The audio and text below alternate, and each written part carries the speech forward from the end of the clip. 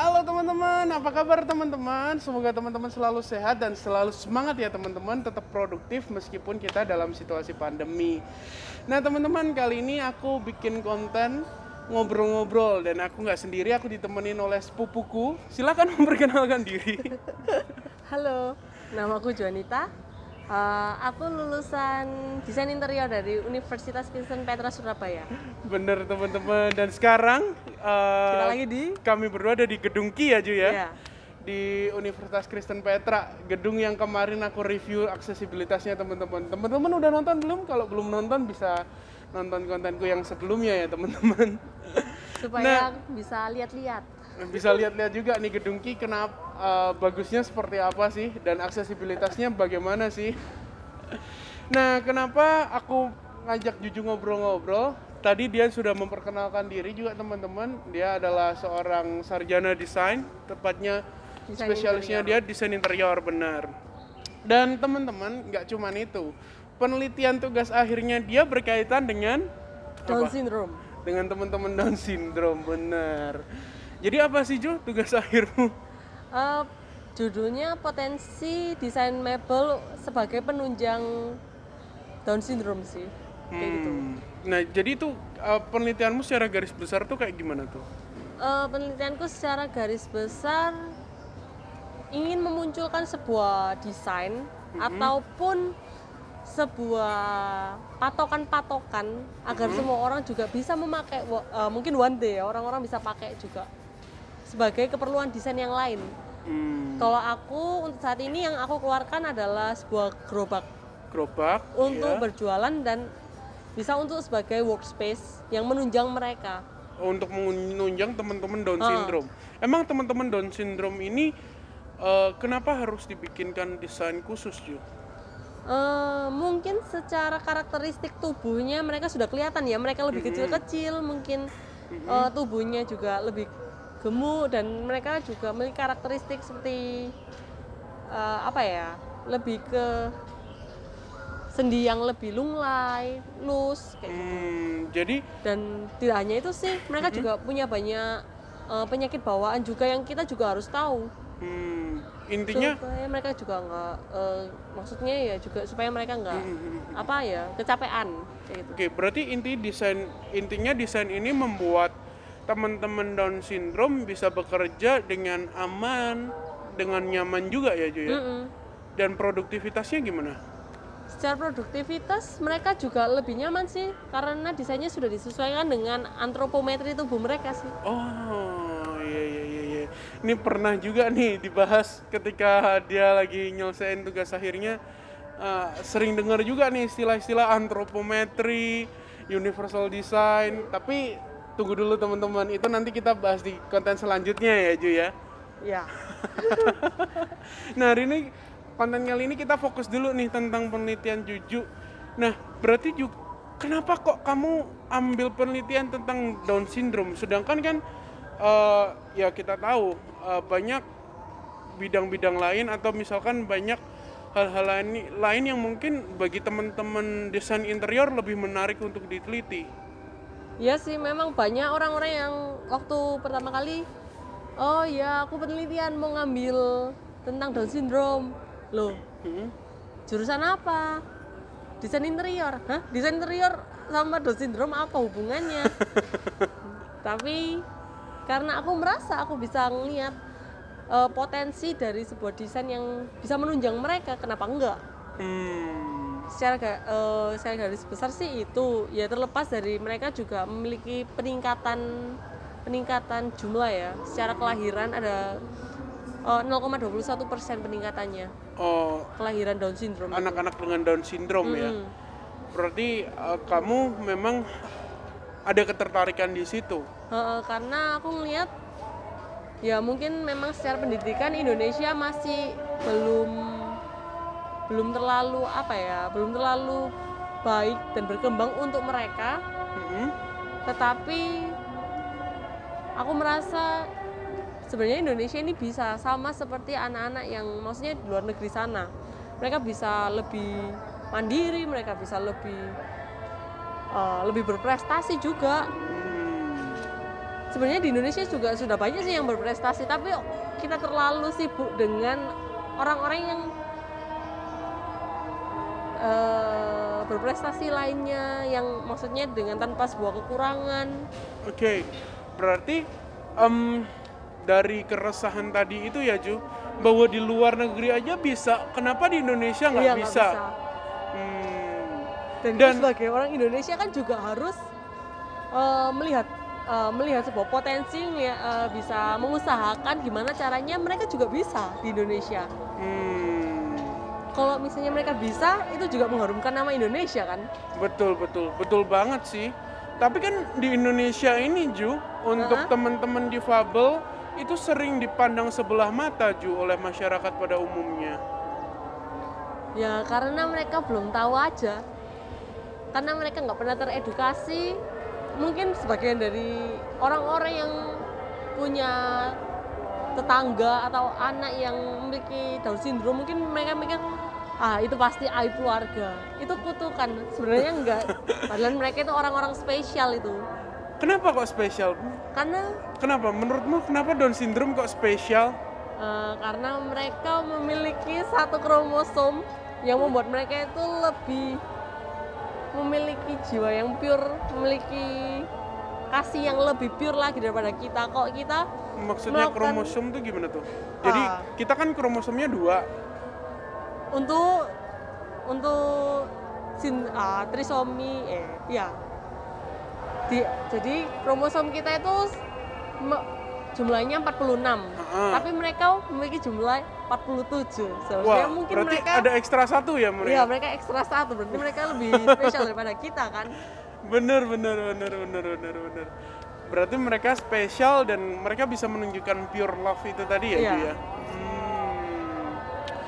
Nah Ju, tentu kan kamu selama penelitian ini, kamu berinteraksi dengan teman-teman Down syndrome. Kamu penelitian kemana aja sih Ju selama Aku tugas akhir? penelitian ke Center of Hope East di Jakarta dan Asia School di Bandung. Mungkin sebelum dari penelitian itu aku sudah cari tahu dengan bertemu dengan mantan ketua Potats di Potats itu Surabaya. apa tuh? Perkumpulan orang tua Down syndrome. Oke. Jadi berarti orang tua yang memiliki anak Down syndrome ini juga punya satu perkumpulan ya? Untuk support system mereka juga ya? Sebagai support system dan saling mengedukasi satu sama lain sih. Bener sih Ju, kemarin juga aku sempat ngobrol juga sama mamaku kan, sama ibu tentang gimana sih pengalaman dia sebagai orang tua yang punya anak difabel sensorik netra seperti aku. Dan mamaku juga bilang, menekankan bahwa ke teman-teman orang tua yang lain yang memiliki anak difabel juga untuk jangan malu. Iya. Bener nggak sih? Ya buat apa malu? Karena ya walaupun orang lain pun yang mungkin kita terlihat, mungkin yang di mata orang-orang itu lebih sempurna, pasti ada kelemahannya sih, nggak mungkin nggak ada. Bener sih. Dan setiap orang pasti ada kelemahan dan ada kelebihan. Bener. Dan teman-teman Down syndrome ini spesial. So, kalau ada teman-teman yang nonton di sini dan teman-teman punya keluarga Down syndrome yang mengalami Down syndrome atau bahkan teman-teman memiliki anak yang mengalami Down syndrome, teman-teman jangan pernah malu, teman-teman harus tetap support dan tetap dukung ya Ju ya. Aku Untuk sendiri kan juga perkembangannya. punya Cece sepupu Down syndrome juga, jadi C Cindy ya. Iya. Hai C Cindy. ya karena gimana ya, pasti kita juga rindu lah ngelihat mereka juga bisa mandiri, Benar. nggak cuma dipandang sebelah mata sebagai beban atau Benar. bahkan sebagai aib, kutukan. Itu terlalu jahat sih. Oke. Bener banget sih kalau kita harus memandang teman-teman difabel, khususnya kali ini bahasan kita tentang teman-teman Down syndrome sebagai individu yang harus mandiri. Dan kita teman-teman difabel ini bukan karena kutukan ya, kami nggak terkutuk kok, buktinya kami enjoy dengan hidup kami dan kami nggak menderita. Itu sih Ju, bener nggak sih? Iya sih. Oke, nah balik lagi deh, kamu kan penelitian di mana tadi? Asia School, yang satu lagi di Center of Hope. Center of Hope di Jakarta. Iya. what do you feel? Apa yang kamu rasakan ketika kamu berinteraksi dengan teman-teman dengan Down syndrome? Overwhelmed. Mhm. Bener-bener overwhelmed sih, kayak aku terharu. Walaupun sampai sekarang pun aku ngeliat video-video yang sebelumnya, aku tetap terharu karena aku ngeliat mereka itu terlepas dari semua kekurangan mereka itu tetap semangat, mereka tetap bahagia, mereka tetap memancarkan good vibes, positive vibes juga, dan mereka tetap memancarkan yaitu kasih yang lebih murni. Iya, lebih murni daripada Apa kita. adanya. Dan mereka juga lebih, walaupun mereka mungkin ya kita ngelihatnya mereka kayak nggak bisa, tapi mereka tetap mau nyoba, mereka tetap semangat, dan mereka tetap ya ini loh, ini aku. Mereka tetap ngasih tahu ke dunia itu ini aku, dengan segala kekuranganku, dengan segala mungkin ketidakmampuanku bagi kalian semua, tapi dia nggak malu. Dan dia tetap menunjukkan dirinya dan melakukan Dan mereka sebaik juga, mungkin. dan juga mereka itu orang yang diberkati juga. Wow. bener. Jadi berkesan banget dong penelitianmu selama Jelas. beberapa saat di Jakarta dan Bandung ketika itu. Jelas, sangat-sangat berkesan. Well, teman-teman, jujur dengan bidang studinya, bidang yang digelutinya desain interior, dia melakukan sesuatu untuk teman-teman difabel secara spesifik untuk bagi teman-teman Down syndrome. Ini membuktikan teman-teman kalau kita bisa berbuat sesuatu melalui bidang apapun yang kita geluti untuk kemaslahatan banyak orang, terutama untuk teman-teman yang memiliki kepedulian lebih dengan teman-teman difabel, tentang isu-isu difabel. Teman-teman tetap bisa kok terlibat, teman-teman tetap bisa kok memberikan sumbangsi pemikiran, sumbangsi gagasan untuk kemajuan teman-teman difabel juga. Betul, Ju? Iya. Dan teman-teman, kita tahu bersama dari perbincanganku sama Juju tadi bahwa teman-teman Down syndrome bukan teman-teman yang aneh, bukan teman-teman yang memiliki kekurangan, tetapi teman-teman Down syndrome justru memiliki kelebihan dan spesial. Terutama ketika teman-teman Down syndrome bisa menunjukkan segalanya secara murni, secara apa adanya dengan kasih yang murni. Senang banget bisa ngobrol-ngobrol sama Juju tentang penelitiannya, tentang ketertarikannya dengan anak-anak Down syndrome, tentang sempat penelitian juga di Keisha School dan apa tadi? Lupa. Center of Hope. Center of Hope, ya. Sorry teman-teman tadi lupa. Center of Hope, dan berinteraksi juga dengan teman-teman Potats, orang tua, perkumpulan orang tua dengan anak Down syndrome. Ternyata teman-teman ini memiliki komunitas dan memiliki support system. Dan mungkin nggak sih Jum, bagimu support system dari berbagai organisasi, dari berbagai sekolah itu sangat penting untuk perkembangan dan tumbuh kembang teman-teman dengan Down syndrome? Sangat itu sih menurutku, sangat berpengaruh lah. Karena apa? Nggak semua orang juga tahu tentang Down syndrome. Ya mungkin orang-orang yang nganggap kutukan, aib dan lain-lain tuh mungkin karena mereka belum tahu. Bener. Mungkin dengan adanya organisasi, orang tua juga bisa lebih menerima, lebih ngerti caranya gimana mendidik anak mereka, gimana caranya membesarkan anak mereka supaya mereka nantinya mandiri. Mungkin untuk saat ini yang aku lihat di Indonesia, bahkan bukan untuk orang tua yang anaknya pun ya mungkin lebih normal ataupun kata orang-orang lebih sempurna pada umumnya.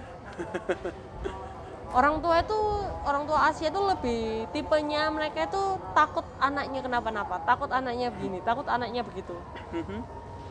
Akhirnya mereka itu lebih terlihat overprotective, walaupun ya itu dengan alasan sayang. Memang alasan sayang nggak bisa disalahkan juga. Bener. Tapi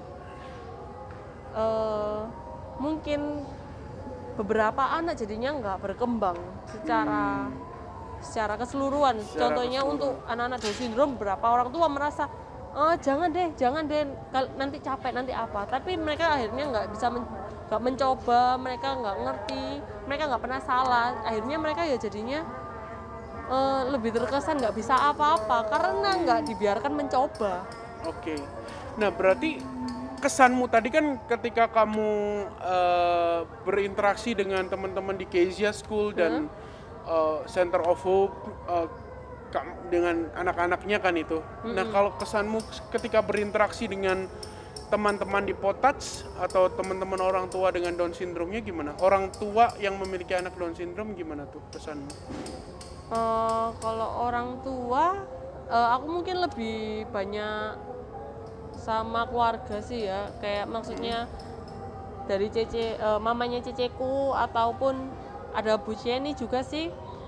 Bu Jenny itu mantan ketua Potats juga, karena dia memiliki anak Down syndrome juga, jadi dia tuh juga sudah mulai menerapkan pendidikan yang baik untuk anaknya, gimana caranya anaknya bisa lebih mencoba berbagai hal atau menggali potensi-potensinya. Dan tapi dia juga melakukan pelayanan sih. Pelayanan untuk orang tua yang memiliki anak Down syndrome tapi mereka dari kalangan yang kurang mampu. Oke. Berarti Potats ini juga sebagai sarana sharing antara orang tua ya, Ju ya?